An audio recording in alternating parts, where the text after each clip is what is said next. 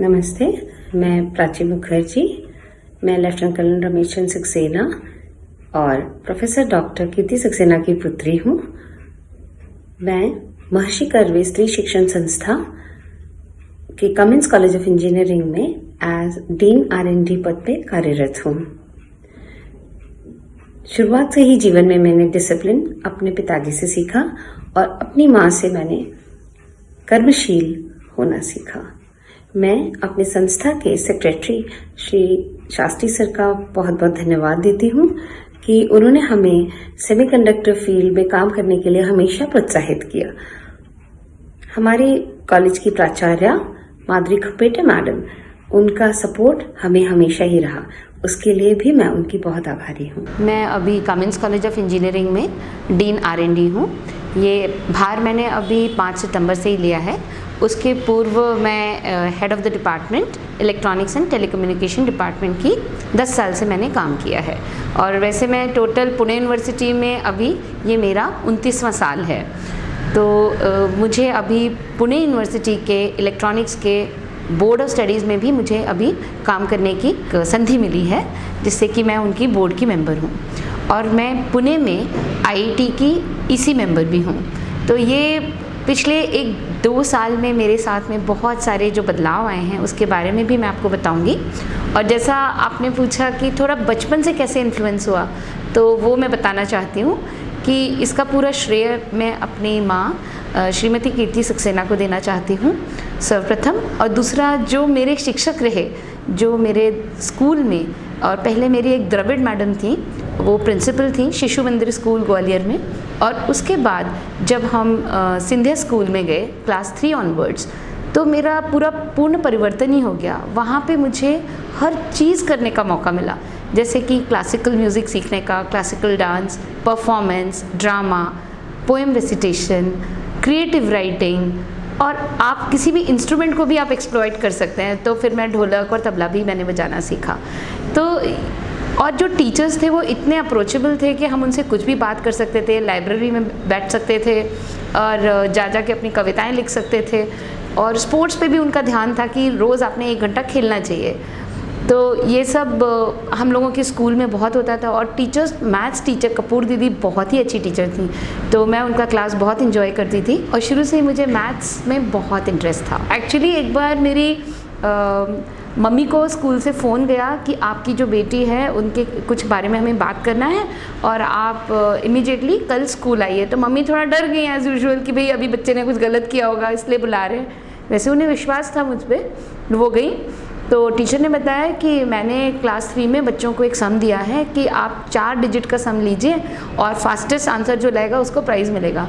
तो आपकी बेटी ने 00000000 को ऐड किया और उसका सम आया 0000। तो मैं आपको ये बताना चाहती हूँ कि आपकी बेटी में मैथ्स के लिए कुछ अलग प्रतिभा है। तो एवरी डे मॉर्निंग 4:30 पे तबला मास्टर घर पे आते थे। और ये सिलसिला मेरे 4 साल की उम्र से मैंने नृत्य करना शुरू किया, तो वो एवरी डे 12 साल तक चला।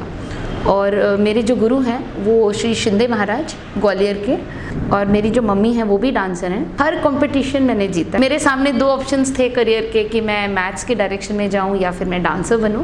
तो मम्मी ने बोला कि तुम एक पब्लिक सर्विस में जाओ, जैसे कि तुम, और पापा ने बोला कि तुम टीचर बनो। मैंने इंजीनियरिंग का कोर्स किया। तो दोनों चीज़ें मैं करती रही। और पूना में आके थोड़े दिन मैंने नृत्य सीखा भी, और कुछ और गुर यहाँ पे मुझे शमा ताई के पास मैंने सीखा। मुखर्जी साहब से कब मिले? हाँ, तो वो मेरे बड़े भाई के फ्रेंड हैं और पूना में ही मिले। और दोनों फैमिलीज़ को वो बहुत अच्छे लगे और इस तरह से फिर हमारी शादी हो गई और हम पूना में ही सेटल हो गए। हमारी फैमिली बहुत बड़ी थी, तो साथ में रहने की आदत ही थी ग्वालियर में।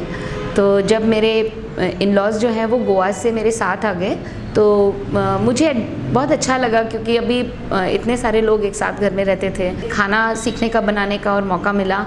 मेरी बच्ची की परवरिश भी मेरी सासू माँ ने अच्छे से की और हमेशा मेरे साथ में खड़ी रहीं। तो मैं ये बोलूँगी कि वो दीवार हमेशा किवाड़ पे मेरे लिए खड़ी रहती थी कि मैं कब आऊँगी और मैं कब जा रही हूँ।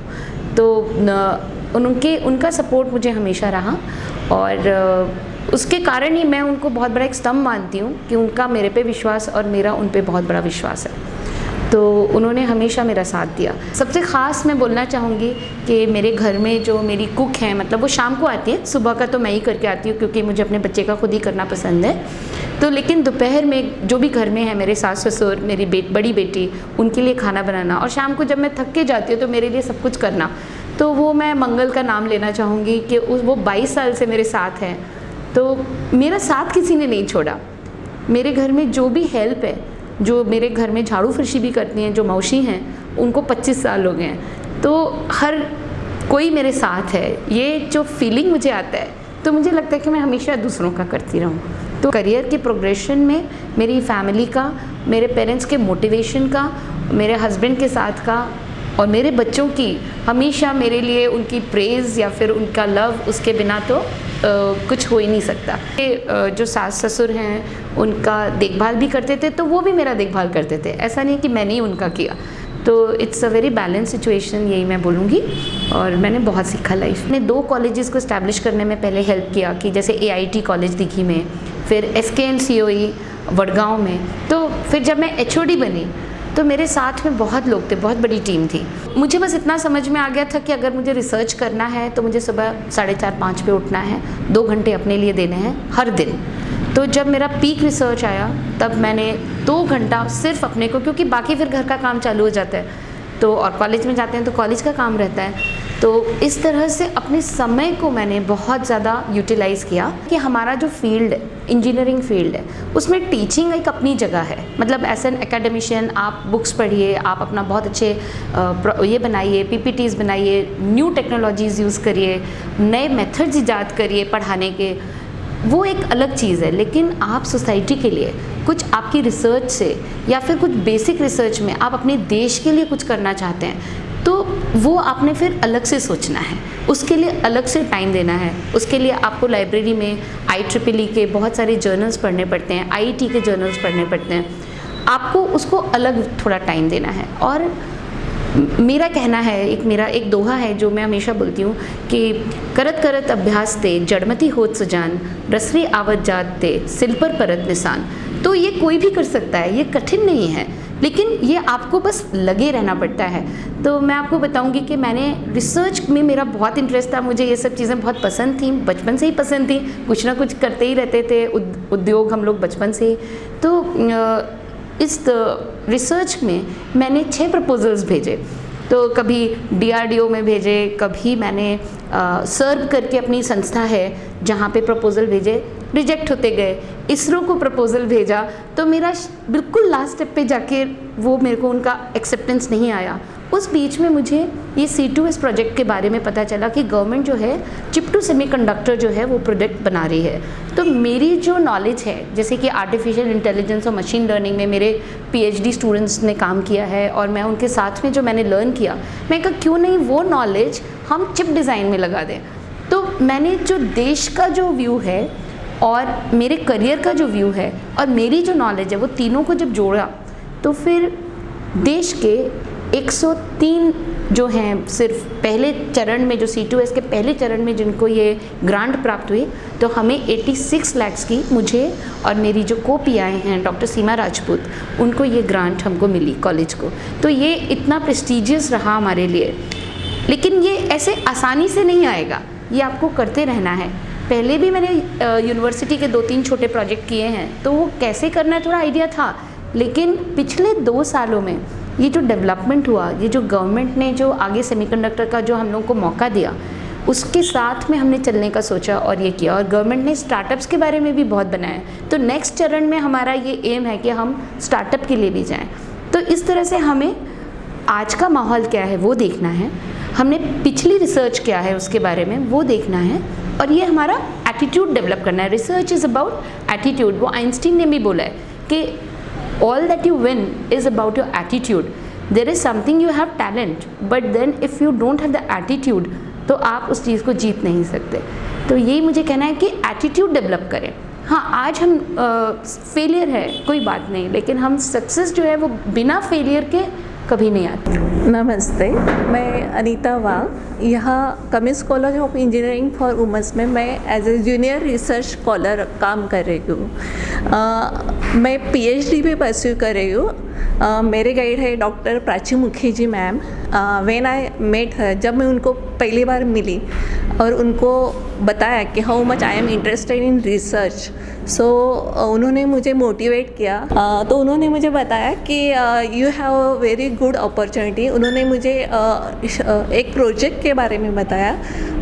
वो प्रोजेक्ट है government of electronics and information technology से स्पॉन्सर्ड प्रोजेक्ट है, that is chip to startup. मेरा नाम डॉक्टर सीमा राजपूत है और मेरा इंजीनियरिंग कंप्लीट हुआ, देन एमटेक इन इलेक्ट्रॉनिक्स हुआ, फिर मैंने पीएचडी इन इलेक्ट्रॉनिक्स किया और फिर तब से मेरा जो जीवन प्रवास है वो एकेडमिक के इसमें ही है और मैं एज अ प्रोफेसर यहाँ पे काम कर रही हूँ। और प्राची मुखर्जी मैम के साथ मैं अभी इस कॉलेज में, कमिंस कॉलेज में काम कर रही हूँ। एंड जैसे बोलते हैं ना कि अपने माँ बाप के बाद कोई एक गुरु होता है, कोई एक प्रेरणा स्थान होता है जो हमें बहुत ज़्यादा प्रेरित करता है, तो वैसा ही स्थान प्राची मुखर्जी मैम का मेरे जीवन में है। जब भी मैं प्राची मैम को देखती हूँ तो मुझे उतना ही उत्साह आता है कि चलो हमें भी कुछ करना चाहिए। और जैसे उन्होंने पेटेंट्स के लिए, प्रपोज़ल के लिए या फिर पेपर्स के लिए हम सबको बहुत ज़्यादा प्रेरणा दी और तब से आज तक जैसे मैं प्राची मैम को जानती हूँ, उनका जो स्वभाव है, सबको जो सहकार्य वो करती है और सबको साथ लेके चलती है, तो ये जो उनका स्वभाव है वो बहुत ही अच्छा है और हमारे लिए बहुत ज़्यादा प्रेरणादायी है। तो मैं प्राची मैम को बहुत सारी शुभेच्छाएं देती हूँ और अपना जो ये रिसर्च का प्रोजेक्ट हमने लिया है उसको बहुत सारी शुभकामनाएं सबके साथ मिले और हम लोग आगे जा पाए। मेरा नाम है पूजा इंगोले। मैं Cummins College of Engineering for women's यहाँ पे 1 साल से काम कर रही हूँ और मैं प्राची मुखर्जी मैम के अंडर बहुत काम कर चुकी हूँ। लास्ट ईयर मैम को अवार्ड मिला है, प्राची मैम को, तो उन्होंने उनका जो भी नॉलेज था वहाँ का, वो एक्सपीरियंस, वो सब शेयर किया हमारे साथ। तो हमें भी लगता है कि ऐसे जो अचीवमेंट्स मैम को मिले हैं वो हमें भी मिलने चाहिए। और फिर जब हम मैम से बात करते हैं कि ये सब चीज़ के लिए आप कैसे अप्लाई करते हो या कैसे आपको पता चला, तो मैम हमें मार्गदर्शन भी देती है। मेरा नाम मिलिंद पाटनकर है। तो मैं कमिंस कॉलेज में 23 साल से काम कर रहा हूँ डिपार्टमेंट, ENTC डिपार्टमेंट में। हमारे जो HOD है डॉक्टर प्राची मुखर्जी मैडम, तो उनका बहुत सपोर्ट है हमको।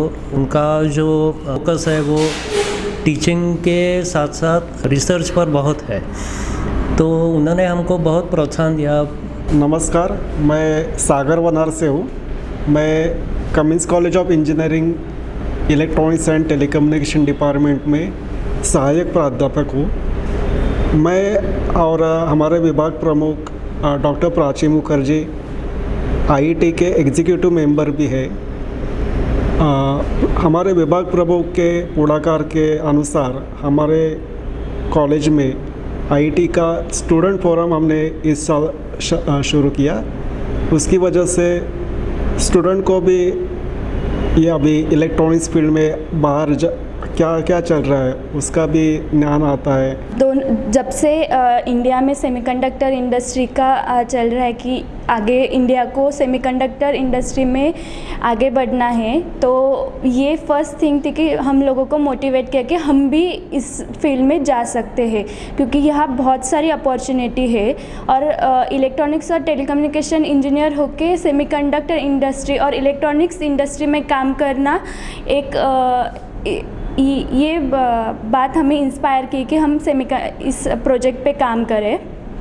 और कमिंस कॉलेज ने फर्स्ट ही चिप टू स्टार्टअप जो गवर्नमेंट का प्रोजेक्ट है उसमें कमिंस कॉलेज को पेटेंट मिला, और इसके ये बहुत बड़ी अपॉर्चुनिटी हम सब लोगों की कि हम लोग रियल प्रोजेक्ट पे काम करें और नई नई टेक्नोलॉजी जो अभी तक कोई कॉलेज के पास नहीं आई है वो जो इंडस्ट्रियल में एक्चुअल यूज़ होती है टेक्नोलॉजी, वो हमें यूज़ इस प्रोजेक्ट के अंदर हम उसका इस्तेमाल कर रहे हैं। एज एन यूथ आपको कैसे लगता है कि इस इतने रियलिस्टिक और इतने बड़े प्रोजेक्ट पे काम करते हैं? सो जब हम 3rd ईयर में थे तब हम सब ने ऑनर्स डिग्री के लिए अप्लाई किया था VLSI में, तो तब हमने बिल्कुल भी नहीं सोचा था कि हम लोग C2S पे काम करेंगे। वैसे तो C2S प्रोजेक्ट हमने अगर देखा इंडिया में तो सिर्फ IITs और NITs के पास ही है। So one of the college है प्राइवेट जिसको मिला है ग्रांट। सो हमको बहुत ज़्यादा प्राउड फील होता है कि we are there in this team. And हमारे जो टीचर्स लोग हैं सब लोग HOD मैम वगैरह सब लोग, तो they are just letting us explore सब कुछ, and they are telling us this is your project, do whatever you want। so बहुत अच्छा लग रहा है। के साथ बहुत अच्छा रहा। मैम बहुत सपोर्टिव है, प्राची मैम बहुत सपोर्टिव है। उन्होंने मुझे बताया कि तुम जूनियर के साथ यहाँ पे प्रोजेक्ट कर रहे हो, उसमें पार्टिसिपेट करो, तुम्हें कुछ नया सीखने को मिलेगा, मुझे लगता है कि तुम कुछ कर सकते हो। इसलिए मुझे बहुत खुशी है कि मैम ने मुझे अपॉर्चुनिटी दी, और मैम का मैं बहुत बहुत शुक्रिया दिल से करती हूँ कि उनके वजह से मैं इस प्रोजेक्ट में हूँ।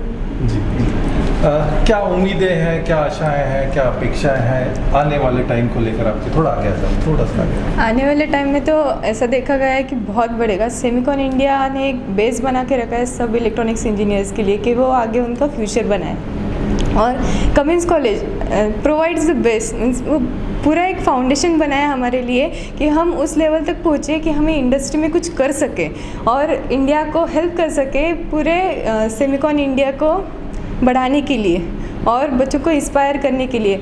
और ये भी है कि हमारे टीचर्स बहुत सपोर्टिव है, और ये सब सपोर्ट हमें मिलने की वजह से हम एक्सप्लोर कर सकते हैं VLSI डोमेन में। और VLSI डोमेन भारत ने सब ने सपोर्ट करना चालू कर दिया है, लाइक वेदांता, फिर बाकी के कंपनीज भी बहुत आ रहे हैं, तो स्कोप तो बहुत। टीचर्स बहुत स्ट्रिक्ट हैं, specially HOD madam Mukherjee strict है, पर वो कभी कभी मान भी लेते हैं कि हाँ बच्चे ऐसा करेंगे, पर स्ट्रिक्ट इसलिए क्योंकि हम उनको पता है कि अगर अब करेंगे नहीं तो कभी नहीं करेंगे, क्योंकि अभी जो टाइम है ना वो बहुत इंपॉर्टेंट है। अभी जो डेवलपमेंट हो रही है सेमिकॉन में, वो हमें भी उससे कोप अप करना पड़ेगा कि उनके उस डेवलपमेंट के बराबर हमें भी खुद को डेवलप करना पड़ेगा, तभी हम उस लेवल तक पहुंच सकते हैं और इंडस्ट्री में हम कुछ कर सकते हैं। इसलिए टीचर्स को स्ट्रिक्ट होना पड़ता है, पर वैसे देखा जाए तो टीचर्स समझ लेते हैं